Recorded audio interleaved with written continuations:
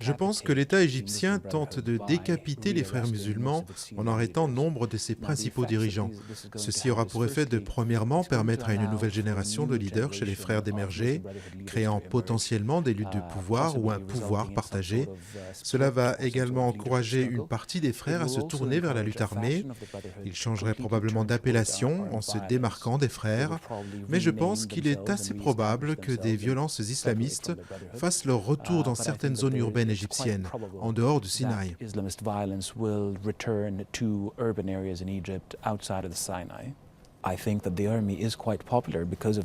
Je pense que l'armée est assez populaire grâce à son intervention sur les frères musulmans et grâce à ce qui est considéré être un sauvetage de l'économie, un sauvetage de la position égyptienne.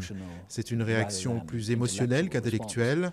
Les frères étaient critiqués pour la crise économique que traversait l'Égypte, les difficultés économiques du pays et particulièrement les importantes pénuries d'essence que l'Égypte connaissait.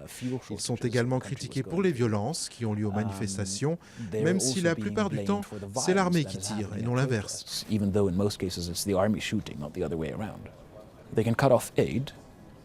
Ils peuvent couper les aides, mais les Saoudiens ont déjà annoncé qu'ils compenseraient toute aide qui serait supprimée. Donc au fond, cela reviendrait à donner l'ascendant à l'Arabie saoudite. Je ne pense pas que cela soit dans l'intérêt des pays de l'Ouest. Et à part accepter ce que font les Égyptiens, je ne vois pas quelle autre option ils ont. De plus, si les prévisions de l'IHS sont correctes, et que nous assistons effectivement à une augmentation des violences islamistes, les Occidentaux vont probablement se rallier au gouvernement égyptien et le soutenir plus que jamais face aux violences islamistes.